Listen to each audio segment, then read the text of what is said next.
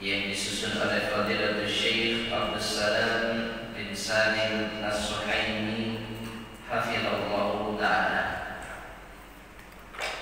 Dan kita masih berada pada pembahasan muqaddimah dari al-muallif hafizallahu ta'ala. Sebelumnya di pertemuan yang lalu beliau menjelaskan tentang di antara faktor terbesar perpecahan umat atau faktor terbesar tuduhan yang tidak benar terhadap dakwah salaf, karena ada sebagian jamaah yang menyimpang di dalam Islam memiliki kesamaan di sebagian sifat-sifatnya, di antaranya dari segi penampilan dan juga dari segi sikap. Namun kalau kita telusuri lebih lanjut, ternyata ada perbedaan besar antara jamaah-jamaah yang menyimpang dengan dakwah salaf. Meskipun secara penampilan mungkin ada kesamaan, ya, itulah yang menjadikan dakwah salaf dituduh sebagai dakwah yang sesat, karena ada sebagian kelompok yang menyimpang yang memiliki kemiripan dari sebagian sisi dakwah salaf.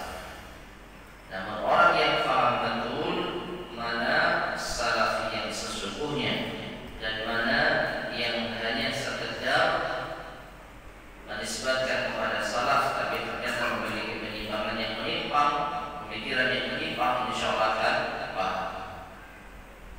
Nah, kemudian beliau juga menyebutkan tentang kewajiban untuk kembali kepada Al-Quran dan Sunnah ketika terjadi perselisihan. Lalu beliau membawakan ayat yang ke-59 dari surat An-Nisa sebagai dalil. Allah berfirman, "Fa in tanaza'tum fi syai'in farudduhu ila Allahi war Rasul in kuntum tu'minuna billahi wal yawmil akhir. Dzalika khairun wa ahsanu ta'wila." Dalam surat An-Nisa ayat ke-59 Allah berfirman yang artinya, maka apabila kalian berselisih fi syai' dalam suatu urusan, maka kembalikanlah kepada Allah dan Rasul-Nya jika kalian beriman kepada Allah dan hari akhir. Yang demikian itu lebih baik akibatnya. Kemudian beliau menukil penjelasan Imam Al-Qayyim rahimahullah ta'ala dan lalu masuk atau menyebutkan ayat Al-Quran lagi. Jadi kita sampai pada firman Allah Subhanahu wa ta'ala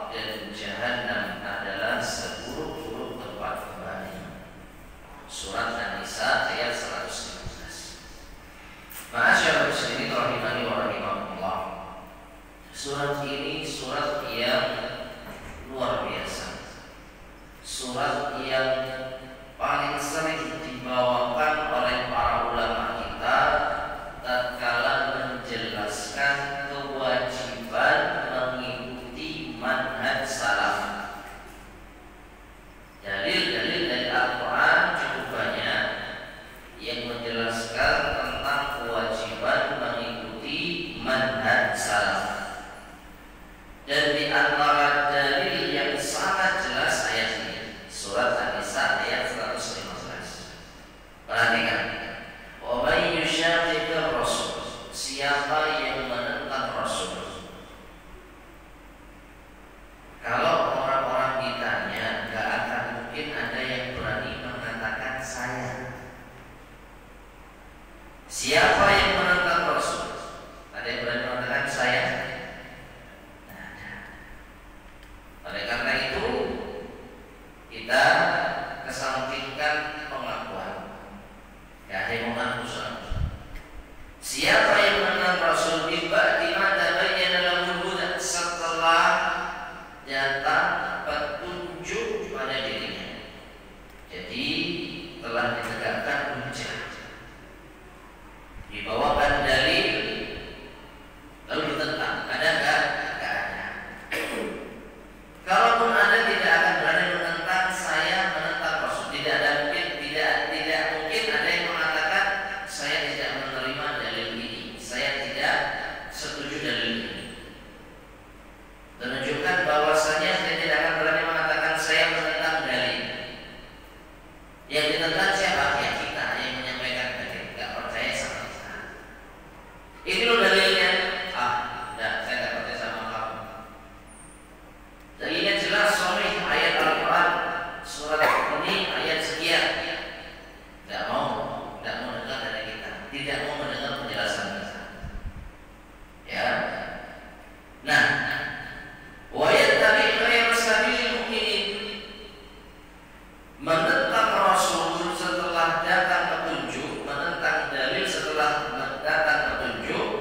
Wa yattabi ghayra sabilil mu'minin, dan mengikuti jalannya yang bukan jalan orang-orang beriman, mengikuti jalan selain orang-orang beriman.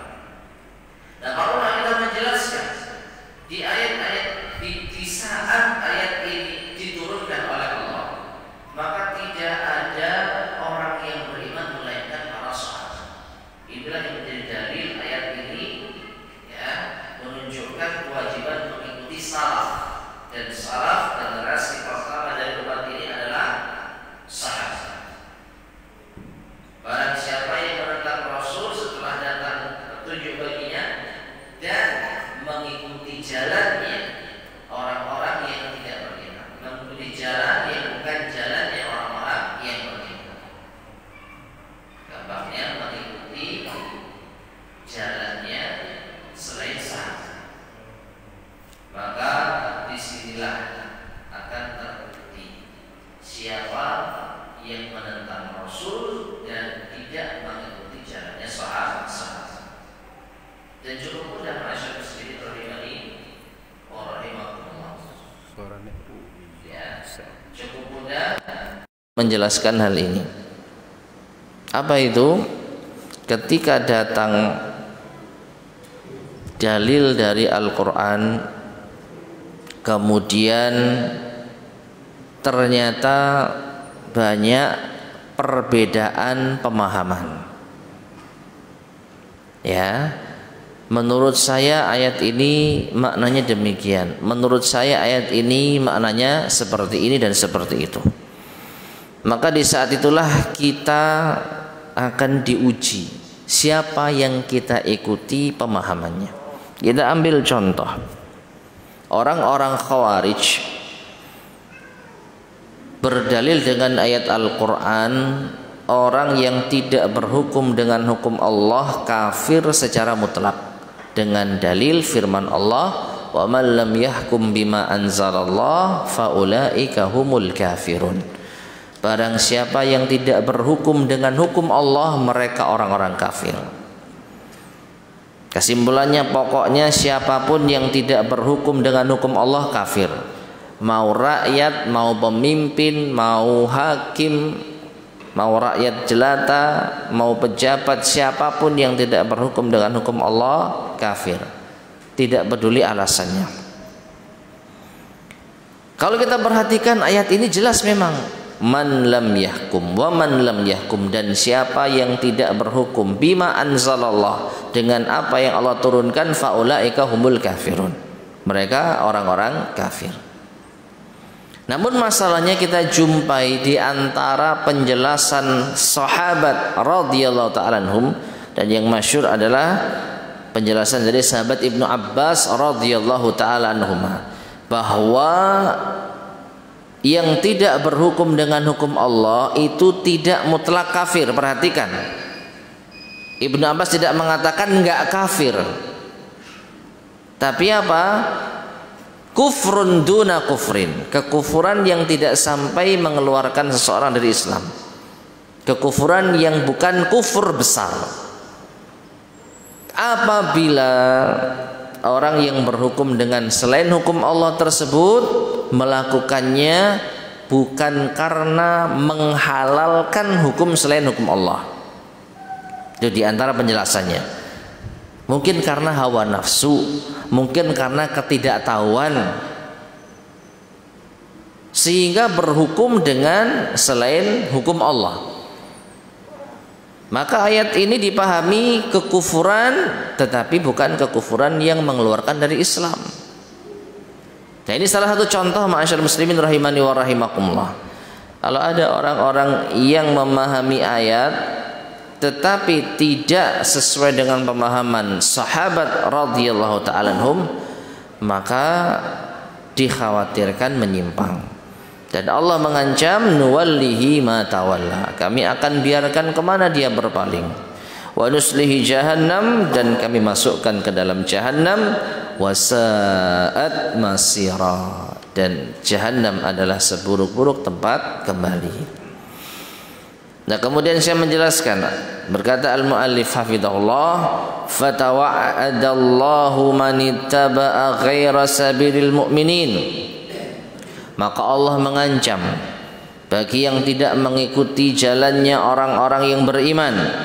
Fadalla ala anna ittiba'a sabilihim fi fahmi syar'illahi wajib. Maka ini menunjukkan bahwasanya mengikuti jalan mereka di dalam memahami syariat Allah itu wajib. Wa mukhalafatahu dhalalun, dan menyelisihinya adalah sesat. Ya, karena Allah mengancam yang tidak mengikuti jalannya orang-orang yang beriman, yaitu jalannya sahabat, jalannya salaf, Allah biarkan kemana ia berpaling. Ini ancaman Allah. Berarti menunjukkan kalau mengikuti jalannya salaf, jalannya sahabat, maka senantiasa mendapatkan petunjuk. Nah, wa asnallahu ala sabiqinal awwalina minal muhajirin wal ansar, dan juga Allah memuji orang-orang yang terdahulu, yang pertama kali masuk Islam dari kalangan muhajirin dan ansar. Wa ala man ittaba'um wa ala man ittaba'ahum, dan orang yang mengikuti mereka. Faqal, Allah berfirman, was-sabiqunal awwaluna minal muhajirin wal ansar walladzina ittaba'uhum bi ihsanir radhiyallahu anhum wa radu an wa a'adda lahum jannatin tajri tahtaha al-anharu khalidina fiha abada. Dalam surat At-Taubah ayat 100. Dan ini juga ayat yang sering dibawakan oleh para ulama kita sebagai dalil wajibnya mengikuti pemahaman sahabat radhiyallahu ta'ala anhum.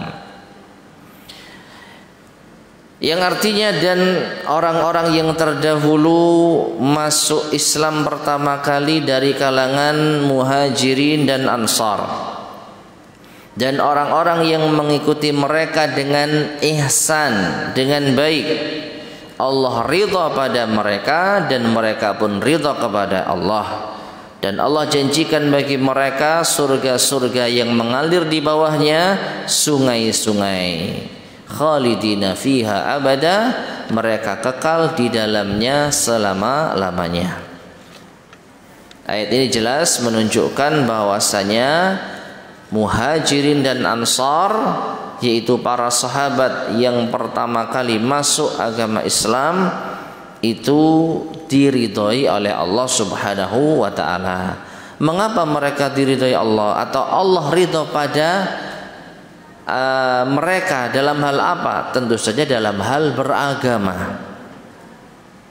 Jadi Allah ridha kepada mereka bukan karena fisik, bukan karena postur, bukan karena materi duniawi, karena mereka orang Arab, karena mereka Quraisy, karena mereka Ansor, orang Madinah. Tidak. Allah ridha kepada mereka karena amalan mereka, yaitu mengikuti Rasulullah SAW. Jadi Allah ridha pada Muhajirin dan Ansar pada apa? Pemahaman mereka. Nah, walladzina taba'uhum bi ihsan, dan kita pun bisa termasuk bagian dari mereka kalau mengikuti mereka dengan baik. Ya, jadi ini ayat yang agung yang menegaskan kalau kita mau mendapat ridha Allah, maka ikuti sahabat. Ya, maka ikuti sahabat. Dan mengikuti sahabat, ma'asyiral muslimin rahimani wa rahimakumullah, mungkin perlu kita tegaskan, bukan hanya sekedar pengakuan, tapi harus ada buktinya, harus ada wujud nyatanya. Ya, dan ini bisa kita dapatkan dari penjelasan para ulama kita dalam berbagai masalah agama, dalam masalah akidah. Keyakinan kita harus ada sandarannya dari para salaf, para sahabat radhiyallahu ta'ala anhum. Memang para ulama yang menulis kitab-kitab akidah biasanya itu datang belakangan. Ya, Ushulus Sunnah Imam Ahmad misalnya. Imam Ahmad bukan sahabat, tetapi penjelasan beliau dalam masalah akidah itu tidak keluar dari pemahaman para sahabat radhiyallahu ta'ala anhum. Demikian pula yang datang belakangan, Syekh Muhammad bin Abdul Wahhab rahimahullah, yang sangat terkenal karya tulis beliau di antaranya Kitabut Tauhid. Kitabut Tauhid. Apa isi dari Kitabut Tauhid? Qala Allah, qala Rasulullah, dan qala sahabah. Isi dari Kitabut Tauhid kalau kita perhatikan firman Allah, sabda Rasulullah, dan penjelasan sahabat.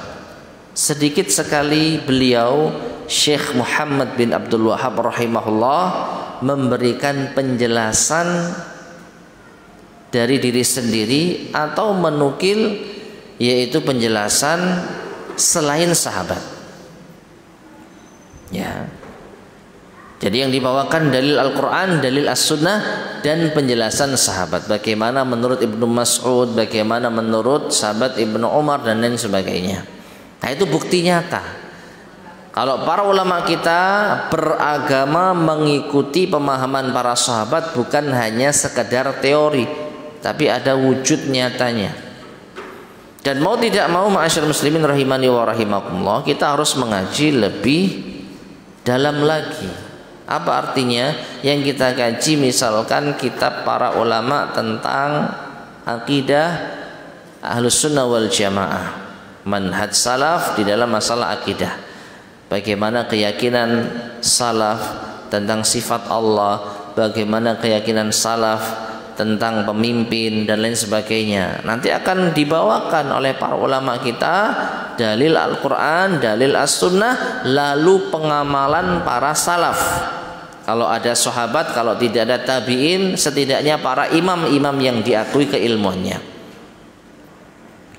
Nah, itu baru serius beneran kita ngikuti salaf. Ya. Jadi kajiannya benar-benar ada rujukan. Ayat ini dan hadis ini dipahami oleh sahabat seperti ini, maka kita amalkan. Ya. Contoh, meskipun bukan sahabat tapi termasuk di antara salaf, imam yang terkenal dan terkemuka, Imam Malik bin Anas radhiyallahu taala anhu, bagaimana beliau memahami istawa. Ya, bagaimana beliau memahami istawa. Allah berfirman, Ar-Rahmanu 'alal arsy istawa. Ar-Rahman, Allah yang Maha Pengasih, istawa di atas arsy-Nya. Maka ketika ada yang bertanya, kaifastawa, bagaimana istiwa itu ya Imam? Maka beliau memerintahkan orang ini untuk diusir dari majelisnya. Dan beliau memberikan penjelasan, al-istiwa'u ma'lum wal kaifu majhul wal imanu bihi wajib wa su'alu anhu bid'ah. Istiwa itu sesuatu yang maklum. Dalam bahasa Arab istawa, yastawi, istiwa itu bermakna ala wartafa'a. Jadi Ar-Rahmanu 'alal arsy istawa, Allah itu tinggi di atas arsy-Nya. Ya, tinggi di atas arsy-Nya. Maklum. Wal kaifu majhul, sedangkan bagaimananya, hakikatnya majhul, tidak diketahui. Tidak ada yang tahu, karena tidak ada yang tahu tentang Allah Subhanahu wa taala, hakikat Allah. Tapi kita yakin Allah itu ada dan Allah itu tinggi di atas arsy-Nya berdasarkan dalil-dalil yang jelas. Wal imanu bihi wajib, iman terhadap Allah beristiwa itu wajib. Wasu'alu anhu bid'ah, dan bertanya tentang bagaimananya itu bid'ah. Nah, kita ngikut salaf enggak? Ikut. Nah, kalau gitu pakai ucapan Imam Malik ini. Jadi jangan menanyakan bagaimana, membayangkan bagaimana, menyerupakan bagaimana Allah itu beristiwa. Ini satu contoh dari sekian banyak contoh yang setiap keyakinan Ahlus Sunnah wal Jamaah yang telah dirumuskan oleh para ulama kita, maka pasti ada salafnya di sana. Maka pasti ada salaf yang diikuti. Ya. Nah, kemudian wa bayyana Rasul sallallahu alaihi wasallam anna khairan nasi qarnuhu thumma alladhina yalunahum thumma alladhina yalunahum. Kemudian Rasulullah SAW menjelaskan bahwasanya sebaik-baik manusia adalah generasi beliau, yaitu para sahabat. Kemudian yang setelahnya yaitu para tabi'in. Faqal sallallahu alaihi wasallam, maka Rasulullah SAW bersabda, khairun nasi qarni thumma alladhina yalunahum thumma alladhina yalunahum. Sebaik-baik manusia adalah generasiku, kemudian yang datang setelah mereka, kemudian yang datang setelah mereka. Jadi ini nas tegas dari Rasulullah SAW bahwasanya generasi terbaik adalah sahabat, kemudian tabi'in, kemudian tabi'ut tabi'in. Nah, karena mereka dapat rekomendasi generasi terbaik dari Rasulullah SAW, tentu kita wajib untuk mengikuti cara beragama mereka. Ya. Wa amara sallallahu alaihi wasallam bittiba'i sunnatihi wa sunnati khulafaihi rasyidin. Dan Rasulullah SAW juga memerintahkan untuk mengikuti sunnahnya dan sunnah khulafa'ir rasyidin, yaitu khalifah sepeninggal beliau yang mendapatkan petunjuk. Wa hadzara min mukhalafatihim, dan beliau memperingatkan dari menyelisihi mereka. Faqal sallallahu alaihi wasallam, maka beliau sallallahu alaihi wasallam bersabda, alaikum bisunnati wa sunnatil khulafa'ir rasyidin al mahdiyyin min ba'd. Ini dalil-dalil yang cukup familiar ya. Dalil-dalil yang cukup sering kita dengar. Sering kita dengar. Bahkan mungkin di antara kita bosan. Ya, dalil ini sering kita dengar, sudah hafal, sudah paham. Ya. Tapi al-mu'allif di sini tidak bosan-bosan agar kita benar-benar yakin bahwa yang kita amalkan ini ada dasarnya, ada tuntunannya.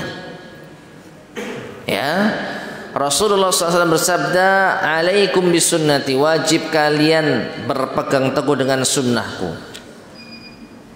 Nah, ini menegaskan dan yaitu menguatkan keyakinan kita bahwa kalimat sunnah itu bukan kalimat yang remeh. Jangan segan-segan untuk mengatakan kita mengikuti sunnah. Kita berusaha untuk mengikuti sunnah. Jangan alergi dengan kata sunnah, karena Nabi sendiri yang berpesan, alaikum bisunnati, wajib bagi kalian untuk berpegang teguh dengan sunnahku dan sunnah khulafair rasyidin yang mendapatkan petunjuk setelahku. Ini juga dalil wajib mengikuti Quran, sunnah dan sahabat yang diwakili oleh khulafaur rasyidin. Tamassaku biha, berpegang teguhlah kalian dengannya, dengan sunnah Nabi dan sunnah sahabat. Wa'addu 'alaiha bin nawajid, dan gigitlah dengan gigi geraham kalian. Sunnah itu sifat, bukan benda yang bisa digigit secara fisik. Ya, gimana kita gigit sunnah? Sunnah bukan roti, bukan makanan, bukan benda. Tentu tidak bisa kita gigit secara makna tekstual. Mau tidak mau harus dipahami, menggigit sunnah itu artinya berpegang dengan teguh. Jangan sampai lepas. Sebagaimana kita kalau ingin mempertahankan sesuatu dengan kuat, pakai gigi. Bahkan disebutkan di dalam hadis ini, bin nawajid, gigit dengan gigi geraham,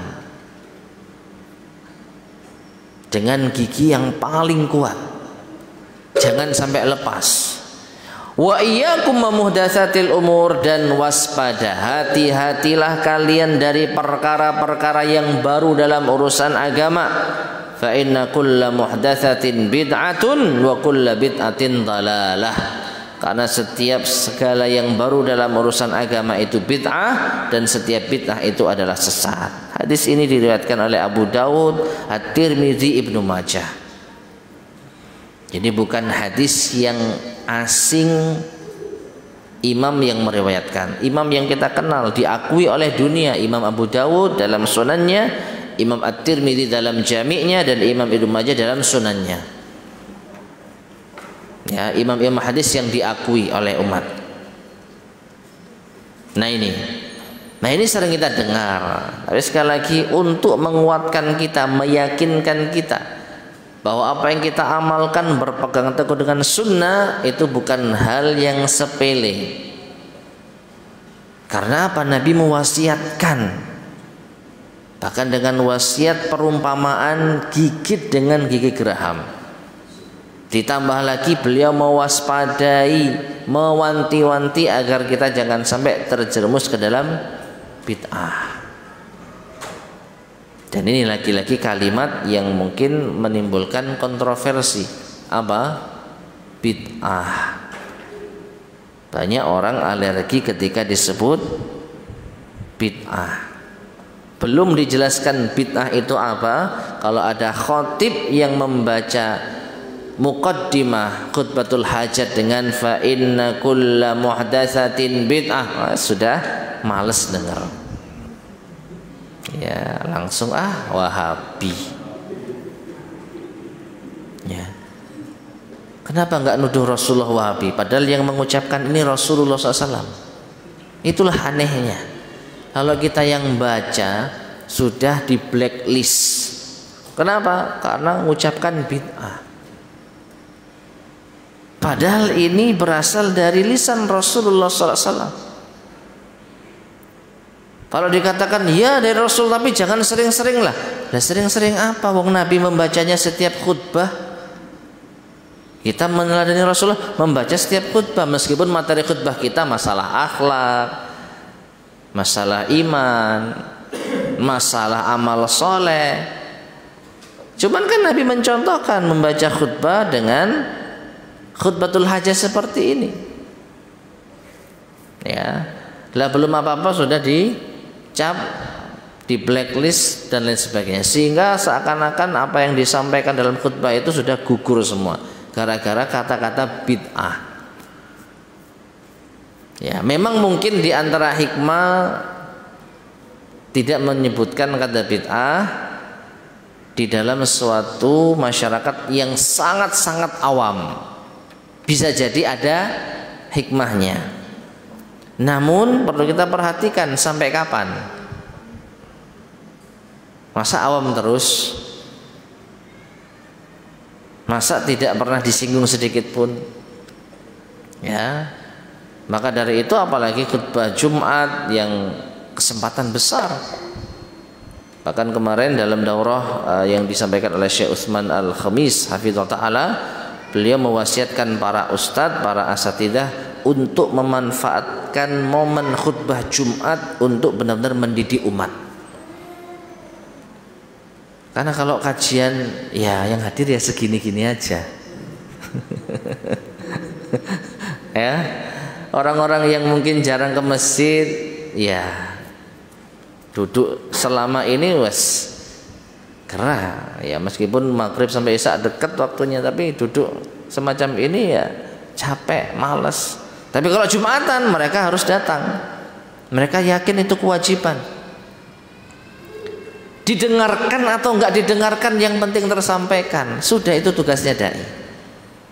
Ya, makanya beliau Syekh Utsman Al-Khamis hafizahullah benar-benar mewasiatkan para dai manfaatkan waktu khutbah Jumat sebaik-baiknya, sampaikan pesan kebaikan sebaik-baiknya. Artinya materinya jangan sampai materi yang tidak ada isinya. Ya, mau itu menyampaikan masalah akhlak, masalah tauhid, masalah iman, yang penting disampaikan biar yang tidak faham menjadi faham. Ya, setidaknya nyantol lah sekali. Masa khutbah berkali-kali sama sekali nggak ada yang didapat. Khutbah Jumat itu kalau orang Jumatan sebulan minimal 4 kali. Sekali ngantuk, 2 kali ngantuk, 3 kali ngantuk, 4 kali ngantuk. Masa yang kelima juga ngantuk, ya nemen. Nah itu pula bagaimana seorang dai setidaknya memiliki keahlian penyampaian yang membuat orang tidak ngantuk. Ini juga penting. Ya, jadi biar pesan tersampaikan, entah dengan retorika, entah dengan cara-cara tertentu. Yang penting pesan tersampaikan. Setelah itu kita serahkan kepada Allah. Nah ini ya. Jadi Nabi mengatakan bid'ah. Maka kenapa kita tidak ikut mengatakan bid'ah? Meskipun beda antara menyebutkan ini bid'ah dengan Anda ahli bid'ah. Ya, oh kamu ahli bid'ah. Nah, itu beda. Tapi kalau kita menyebutkan segala hal yang baru dalam urusan agama adalah bid'ah, dan setiap bid'ah sesat, dan sesat tempatnya di neraka. Ini nggak ada masalah. Ya. Meskipun kalau sudah masuk apa saja bid'ah, ini bid'ah enggak, nah ini kita perlu hati-hati. Baik. Kemudian wa wasafa sallallahu alaihi wasallam al-firqatan najiyata biqaulihi ma ana alaihi al-yauma wa ashabi. Rasulullah SAW juga menyebutkan tentang al-firqatan najiyah, kelompok yang selamat, golongan yang selamat, yang kita sudah bahas tuntas kitabnya dengan sabda beliau ma ana alaihi al-yauma wa ashabi. Itu tentang perpecahan umat menjadi 73 golongan, yang selamat hanya satu, yaitu siapa yang aku dan para sahabatku berada di atasnya. Jadi siapa yang mengikuti aku dan para sahabatku, dalil wajib mengikuti sahabat. Fadallat hadhihi an-nusus wa ghairuha ala wujub ittiba'il kitabi was sunnah wa wujub ittiba'i sabilil mu'minin. Maka nas-nas ini, dalil-dalil ini dan selainnya, ini hanya sebagian ya, beberapa ayat yang dibawakan oleh penulis, ada 3 ayat dan ada 3 hadis ya. Maka dalil-dalil ini menunjukkan wajibnya mengikuti Alkitab, Al-Quran dan As-Sunnah, dan wajibnya mengikuti jalannya orang-orang yang beriman, yaitu para salaf dari kalangan sahabat, tabi'in dan tabi'ut tabi'in. Wa aulal mu'minina alladziina yajibu ittiba'u sabilihim, dan kalau kita melihat kepada ayat tadi ya, mengikuti jalannya orang-orang yang beriman, maka orang-orang yang beriman yang lebih utama yang wajib untuk kita ikuti jalan mereka hum ashabu Rasulillah sallallahu alaihi wasallam, tidak lain mereka para sahabat Rasulullah SAW. Kama taqaddama qaul Ibnul Qayyim, sebagaimana yang telah berlalu ucapan Ibnul Qayyim. Wa kullun minas sahabati munibun ila Allah Ta'ala, dan masing-masing dari sahabat kembali kepada Allah Ta'ala. Fayajibu ittiba'u sabilihi wa aqwalihi wa i'tiqadatihi min akbari sabilih, maka wajib untuk mengikuti jalan mereka, ucapan mereka, dan keyakinan-keyakinan mereka termasuk jalan terbesar mereka. Jadi mengikuti sahabat dalam segala aspek agama, akidahnya, ibadahnya, muamalahnya, jangan hanya sebagian. Karena kita jumpai ada sebagian kalangan yang hanya mau menerima ucapan atau pendapat sahabat hanya dari segi fikih saja. Kalau akidah mereka punya panutan lain, punya imam lain. Mereka nggak terima Imam Malik bin Anas, mereka nggak terima Imam Ahmad bin Hambal. Ya, mereka nggak terima Imam Syafi'i kalau bicara masalah akidah, tapi masalah fikih, mereka terima.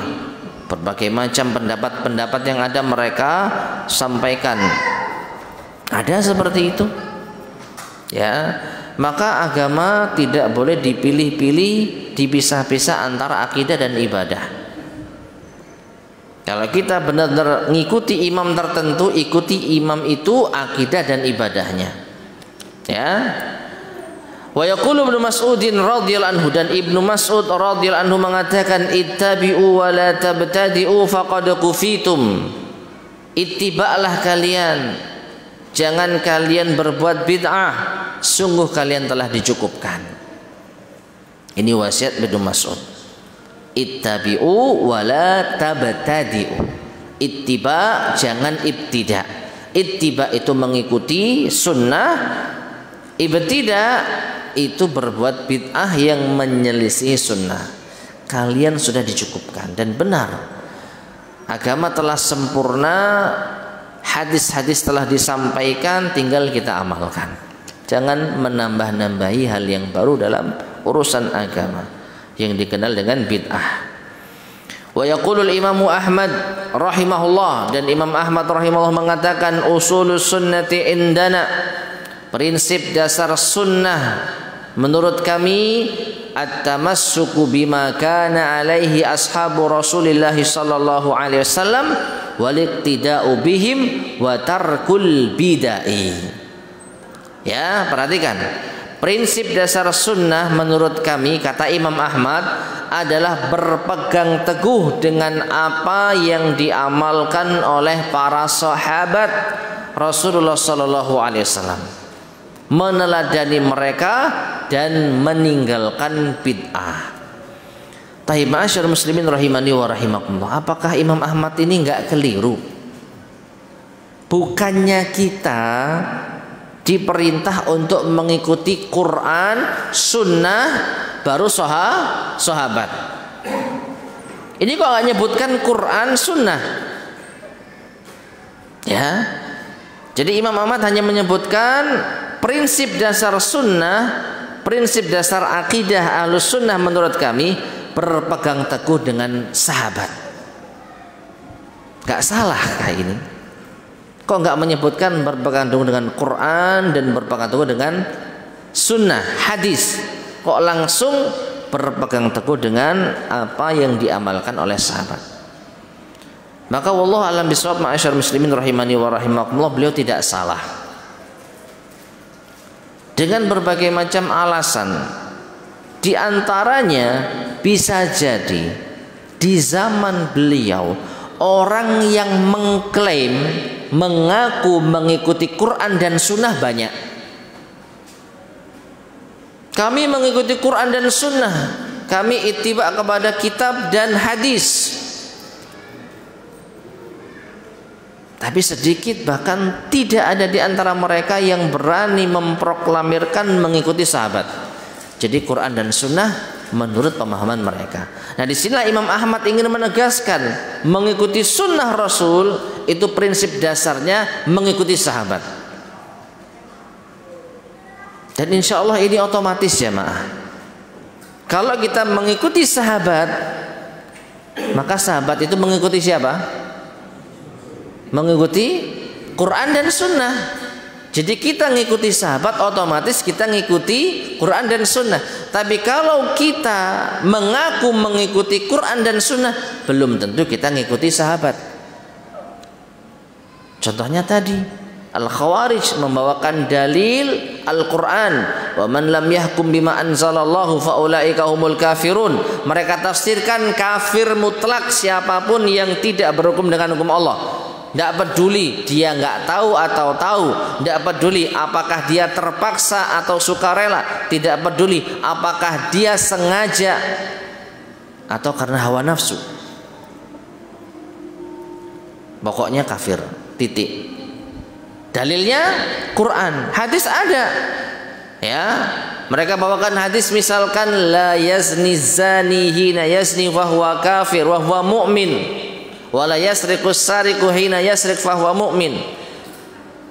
Ya, wala yasrabul khamr wala yasrabul khamr wala yasrabus saribul khamra hina yasrab fa huwa mu'min. Kama qala Nabi SAW. Tidaklah orang yang berzina ketika berzina dia beriman. Tidaklah orang yang mencuri ketika mencuri dia beriman. Tidaklah orang yang minum khamar ketika minum khamar dia beriman. Tidak beriman berarti apa? Kafir. Berarti peminum khamar kafir, pencuri kafir, pezina kafir, titik. Bawa dalil hadis. Tapi apakah seperti itu para sahabat memahami? Makanya Imam Ahmad mengatakan prinsip dasar mengikuti sunnah ia mengikuti sahabat. Ya, karena sekali lagi di zaman beliau mungkin banyak yang mengaku mengikuti Quran, sunnah, tetapi dipahami sesuai dengan pemahaman mereka sendiri. Taib, belum adzan kan? Kurang 2 menit kalau di jam saya. Sudah dah? Taib.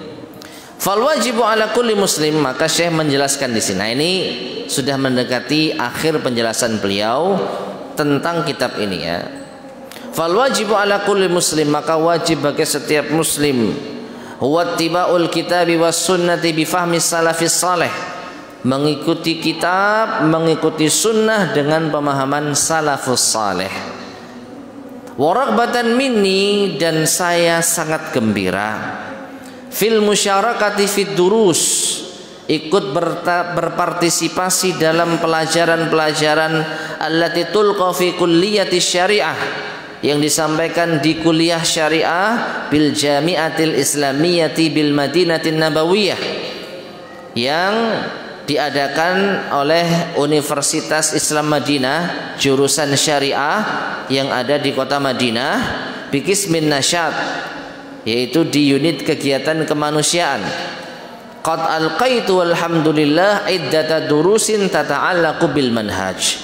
Aku telah menyampaikan alhamdulillah beberapa pelajaran yang berkaitan dengan manhaj as-sahih, yang sahih, manhaj salafis saleh, manhaj salafus saleh, wa man tabi'ahum ala minhajihim, dan yang mengikuti mereka di atas manhaj mereka.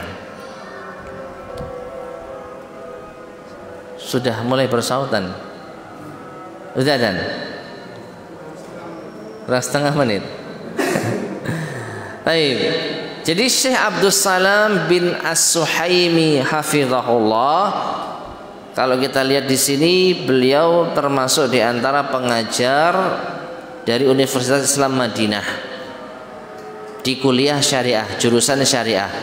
Dan di situ beliau sering menyampaikan pelajaran atau kajian tentang manhaj berbagai macam. Yang ini nanti akan menjadi rumusan dari kitab ini, Kun Salafiyan alal Jaddah. Sudah azan ya, azan dulu. Insya Allah kita lanjutkan setelahnya. Sedikit insya Allah. Silakan.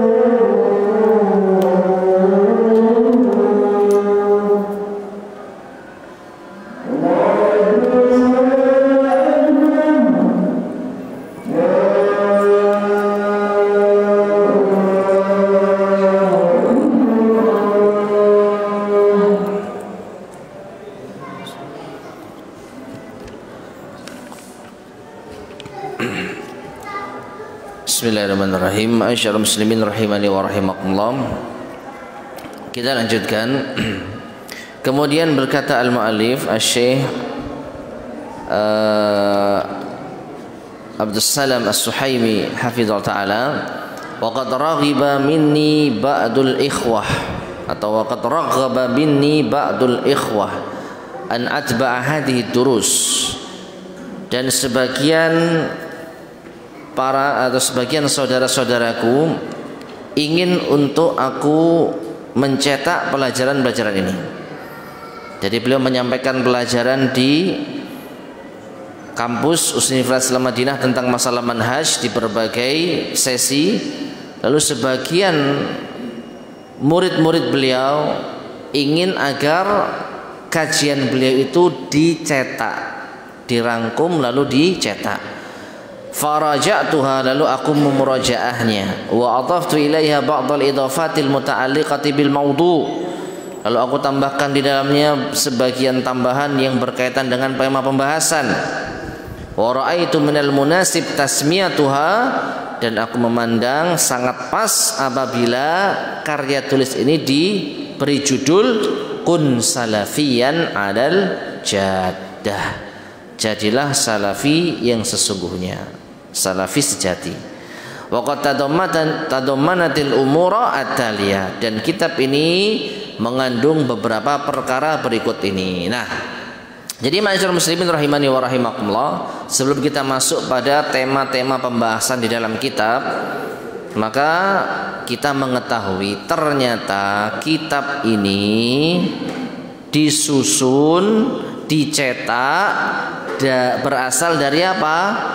Kajian Syekh Shalih As-Suhaimi selama mengajar di Universitas Islam Madinah.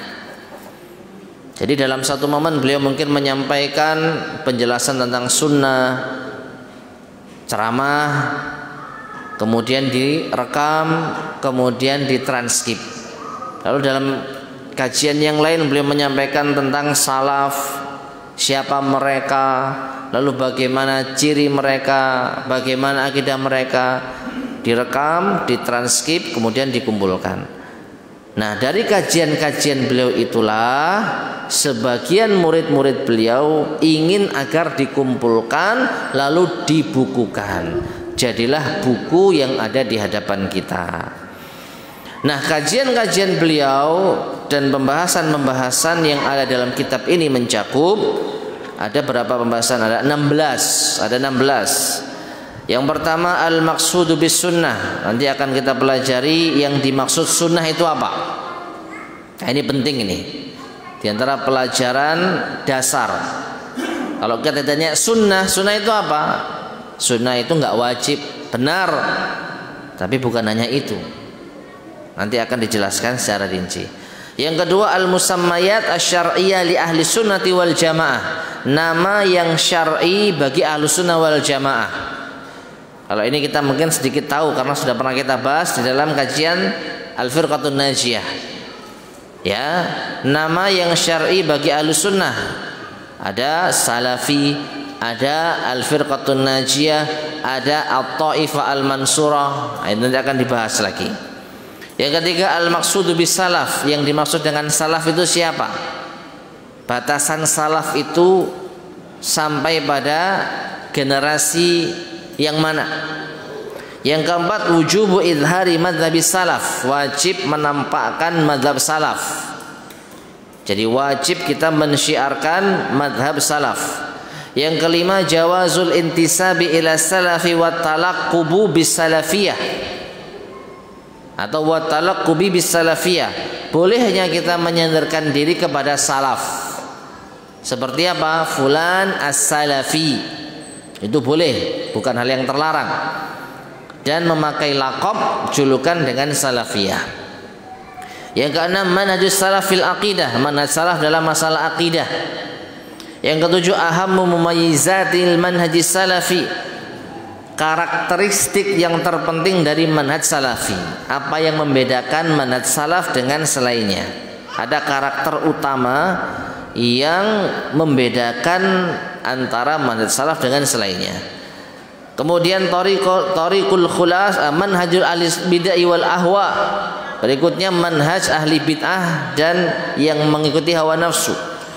Berikutnya tariqul khulas huwa bil ittiba wa tarkul ibtida. Jalan keselamatan adalah ittiba, mengikuti sunnah dan meninggalkan ibtida bid'ah. Yang ke-10 ahammu alamati ahli zaid, tanda-tanda yang paling jelas dari orang-orang yang menyimpang. Yang ke-11 ba'dul qawaid fil manhaj salaf, sebagian kaidah dalam manhaj salaf. Di antaranya kaidah fil amr bil ma'ruf wan nahy 'anil munkar. Apa kaidahnya? Kaidah fil ibadat, kaidah dalam ibadah. Kaidah fi anna madarat dini 'alal ilmi nafi wal amali saleh. Kaidah bahwasanya agama itu berputar pada ilmu yang bermanfaat dan amal saleh. Qaidatu dar'il mafasid muqaddamun ala jalbil masalih. Kaidah menolak mafsadah didahulukan daripada menarik manfaat. Qaidah anal ahkamal usuliyah minal wal furu'iyah la tatimu illa bi amrain wa huma wujudus syurut wa intifa'ul mawani. Kaidah bahwasanya hukum-hukum prinsip dan cabang tidak sempurna kecuali dengan dua perkara, ya, terdapatnya syarat dan hilangnya penghalang. Nanti akan ada perinciannya. Kemudian yang ke-12 mauqifus salaf minal mubtadi'ah al-hadru wat tahdzir, sikap salaf terhadap ahli bid'ah. Ya, siapa mereka? Nah, tadi sudah diterangkan pada poin tertentu, yaitu peringatan terhadap ahli bid'ah. Yang ke-13 ar-raddu 'alal mukhalif, membantah orang yang menyelisihi sunnah. Yang ke-14 al-abwabul lati yajuzu fiha al-ghibah wal jarhu 'inda ulama'il Islam. Bab-bab pembahasan yang boleh untuk menghibah dan mencela, ya, mencela orang menurut ulama Islam. Ghibah itu nggak boleh. Tapi ada kalanya diperbolehkan. Kapan? Nanti ada penjelasannya. Kemudian syurutu jawazi ghibatil mubtadi, syarat bolehnya menghibah ahli bid'ah, menyebutkan keburukan ahli bid'ah. Dan yang terakhir ke-16, uqubatu man walal mubtadi'ah, hukuman bagi orang yang loyal kepada ahli bid'ah. Inilah 16 poin pembahasan yang akan dijelaskan oleh penulis di dalam kitab ini, Kun Salafiyan alal Jaddah. Yang terakhir beliau menutup muqaddimah ini dengan mengatakan, as'alullah ta'ala an yarzuqanal ikhlasa fil qawli wal amal. Aku memohon kepada Allah agar memberikan rizki kepada kita semua keikhlasan di dalam ucapan dan amalan. Wa an yuwaffiqana wal muslimina lil ilmin nafi', dan agar Allah memberikan taufik kepada kita dan kaum muslimin untuk mendapatkan ilmu yang bermanfaat, wal amali salih, dan beramal saleh, wa an yanfa'a bima katabtu, dan agar apa yang aku tulis bisa membawa manfaat. Wa sallallahu wasallama ala abdihi wa rasulihi nabiyyina Muhammadin wa ala alihi wa sahbihi ajmain. Ya, penutup dari muqaddimah ini adalah sholawat kepada Nabi sallallahu alaihi wasallam, ditulis oleh Fadilatul Syekh Abdus Salam bin Salim As-Suhaimi di kota Nabi pada bulan Safar tahun 1423 Hijriah. Berapa tahun lalu ini? Sekarang 1444 ya, dan ini 1423, berarti 21 tahun yang lalu kitab ini telah ditulis. Afwan, kitab ini telah diberi muqaddimah. Nulisnya ya tentu sebelumnya, berarti 22 tahun paling tidak beliau memulai menulis kitab ini dari ceramah-ceramah beliau. Dan insya Allah pada kesempatan berikutnya kita akan masuk pada inti pembahasan kita, dimulai dari apa itu sunnah, mengenal sunnah. Wallahu ta'ala alam bissawab. Taib ma'asyar muslimin rahimani wa rahimakumullah, kita cukupkan kajian kita di malam hari ini. Semoga bermanfaat, kurang lebihnya saya mohon maaf. Kita akhiri, subhanakallahumma bihamdika asyhadu an la ilaha illa anta astaghfiruka wa atubu ilaik. Walhamdulillahirabbil alamin. Wassalamualaikum warahmatullahi wabarakatuh.